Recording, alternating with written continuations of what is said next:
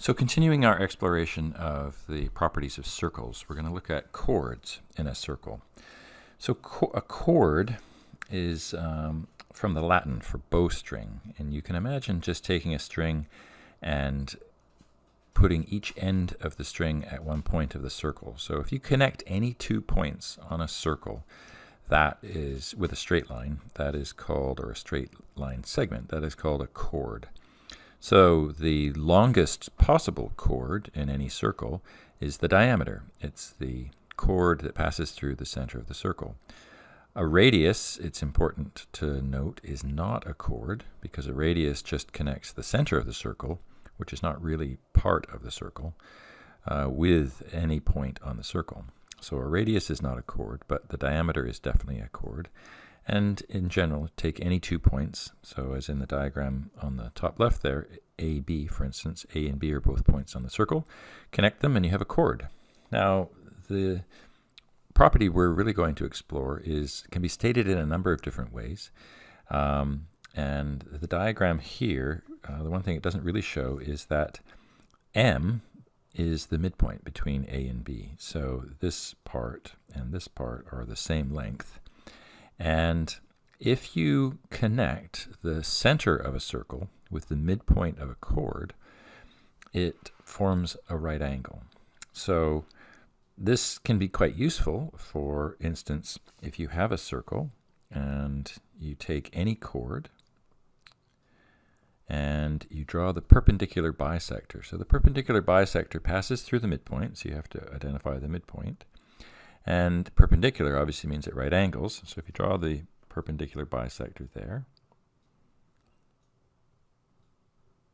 it's going to have to pass through the center of the circle. Now, at this point, we don't necessarily know where the center of that circle is, but if we did another chord and did the perpendicular bisector of that, then that also has to pass through the center of the circle, and the intersection of those two perpendicular bisectors would be the center of the circle. So that's one useful thing we can do with this property.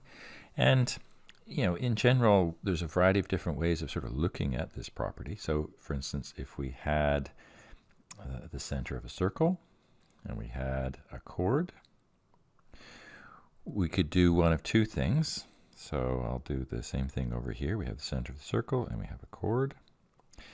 If we draw a line segment that connects the center of the circle to the midpoint of the chord, so the midpoint of the chord means that each side of that point are the same length, then it has to be at right angles. Or alternatively, if we draw it at right angles, so now in the bottom left diagram here, if I draw it at right angles, then it has to pass through the midpoint. And so therefore this point is the midpoint. So lots of different ways of stating essentially the same thing. Another important thing to realize is that if I connect the center of the circle to any point on the circle, that's a radius. And if I do that again, that's a radius. And then if I connect those 2 points on the circle, I create a triangle. And that triangle, because two of its sides are the same, is an isosceles triangle. So we're always going to be looking at isosceles triangles in this case. But again, if I connect the center of the circle to the midpoint of that third side, it's going to be at right angles. And now I'm going to have two right triangles.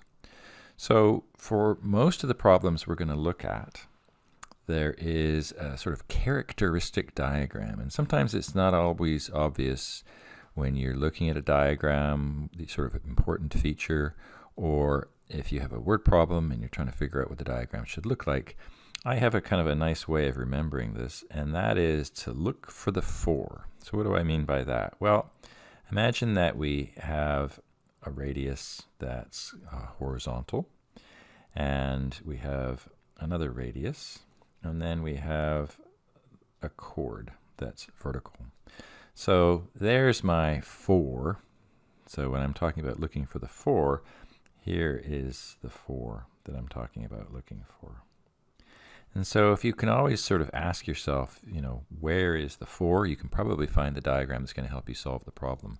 So remember, in this diagram, we have a right triangle. We know that the chord is bisected.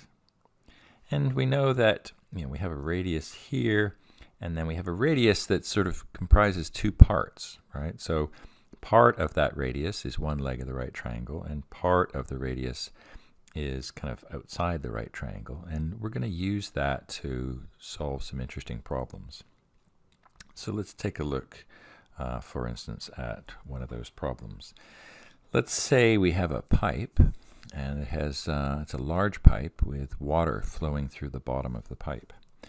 So what if we know something about the water, but we'd like to know more about the water? So for instance, what if we know that the width, which is fairly easy to measure, well, at least it's visible anyway. What if we know that the width of the water is 10 feet as it flows through the pipe?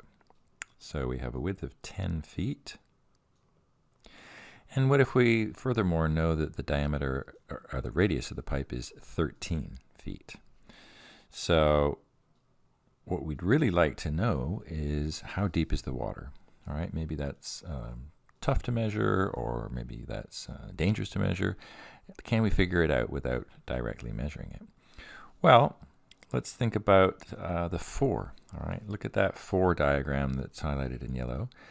If you can just imagine rotating that 90 degrees, and then you have the radius here, and we were told that's 13. And if we then connect the radius to the midpoint of the width of the water, we end up with a right triangle. And furthermore, we know that if it's a right triangle, it's going to bisect that chord, which is the width of the water. And so we're going to have a 5 here and a 5 here. Well, if we have a right triangle with a hypotenuse of 13 and one leg of 5, we can use Pythagoras to figure that out. Or you can be even quicker if you remember that 5, 12, 13 is one of the Pythagorean triples. So if you have one leg 5, the other one is going to be 12, and the hypotenuse will be 13. Well, we're pretty much done now because we know the radius is 13, and therefore we've got part of this going below the surface of the water, and that plus the 12 has to add up to 13. So this part right here has to be 13 minus 12, or 1. So the depth of the water is just 1 foot. So this is a nice way to solve some interesting and non-obvious problems.